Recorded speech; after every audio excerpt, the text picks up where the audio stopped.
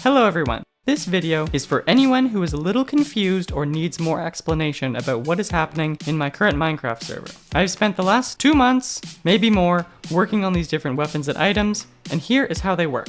During the span of this server, there will be 4 unique special weapons. Each has its own crafting recipe which anyone can create in the forge, which lies at 00. Any special item in the game will need to be crafted here. I will now go over the legendary weapons. The first is the Warden Horn, crafted from rare materials in the Deep Dark and harnesses the power of the Warden. It allows the wielder to blast people up to 35 blocks away with a sonic blast that deals 5 hearts of damage, ignoring armor. Yes, I know, it is a goofy animation. Once fired, the weapon will undergo a roughly 40-second cooldown indicated by the text that shows the status of any weapon that a player holds. The next weapon is the Seeker Beam, crafted with bombs and netherite. Crouching will show a seeking trail of particles that follow wherever the wielder looks.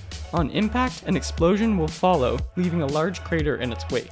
And yes, you can use the spyglass as a scope for your rocket launcher. Next is the Spike Shell, an off-handed weapon that deals some damage and knockback to players in a small radius in front of them. Crouch to activate, and the cooldown for this weapon is 5 seconds, so damage can add up quite quickly. In addition to its attack power, the shell also grants the user Conduit Power 2. Conduit Power 2 includes Haste 2, Night Vision, and Water Breathing.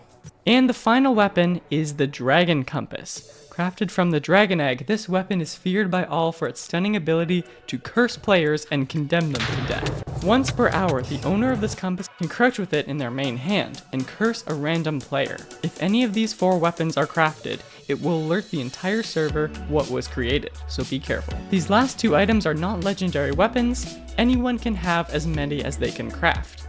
The first is called the Leap Smoker, and it is the ultimate escapist's tool. This will send you flying in the direction you are walking, angled up, and leave a cloud of smoke in your wake. The last special item is the Trip Shot, a single-use bow that disables the target player's movement for around 2 to 3 seconds, allowing you to catch up in a chase or get the upper hand in a battle. Okay, those were the damage dealers. Now let's talk about how to heal in this world, because natural regeneration is turned off. Don't freak out! It is okay, because there are more items to craft.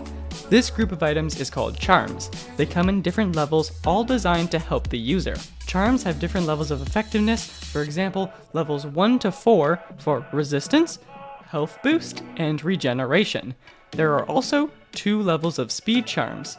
And finally, there is a totem refill charm. The regeneration charms will be a huge priority to get, because you cannot heal by eating normal food. So, how do you use charms? Something you may notice as we begin the server is that you have a spawn egg in your inventory. For me, it is a bat, but your egg is different than mine and everyone else's. This is how you access your charm box. Place your spawn egg in a desired location.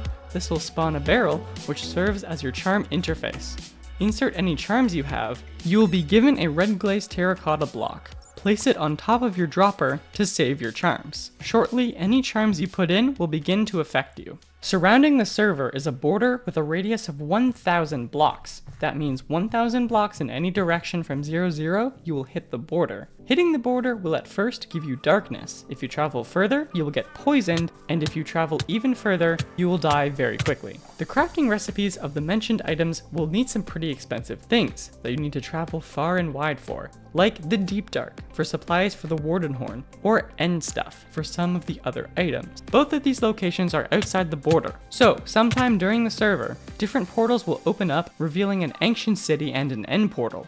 Keep your eyes open for those events. I hope this clears some of the things up about my server, and have fun watching the videos.